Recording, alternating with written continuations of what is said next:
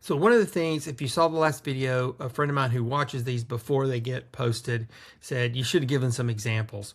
And I'm going to give you some examples now. And I apologize it wasn't in the first video. Let's talk about number one, having a budget and how important that is. That is so important. I've seen it so many times.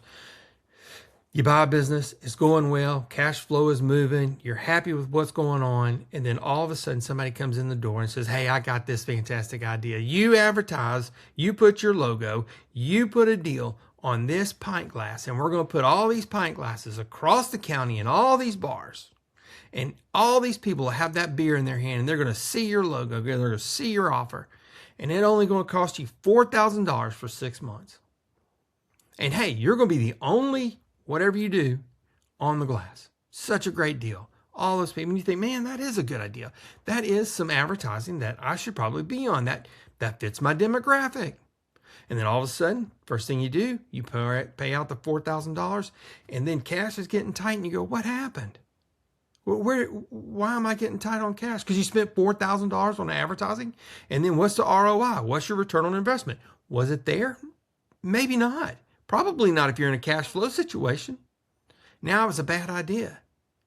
You know, the first thing when that guy walks in the door and he sits down and says, I got the greatest advertising idea in the whole wide world for you and your business, you go, it's not in the budget. I don't have the budget for it right now. You can pitch me all you want to, and maybe we'll put it in the budget next year, but right now it's not in the budget. And you send them on their merry way. Point two was, what are you going to change, right? Have a plan. What you're going to change, what you're going to keep the same. I want to tell you this. I've seen it happen. A person comes in, they bought a gift shop. They come in there and they make wholesale changes from the top to the bottom. This business they bought had been in business for over 15 years. They come in and make wholesale changes on what they're buying and the product they're putting in that store. And people did not want that. They did not want what this person thought they wanted. And then what does she do? She complains. Like, what happened? They sold me a bill of goods because this not making the money that it made before. Well, when you come in there and you change the business, you've changed the business from A to Z, and you sit down and you wonder why it happened? Because you changed it from stem to stern. That the product they had in there that you didn't like, that was making the money, is now gone. And what you like, and apparently what the customers did not like, is in that shop.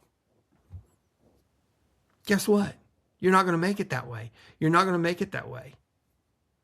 You're going to be out of business. So making wholesale changes from stem to stern does not make sense.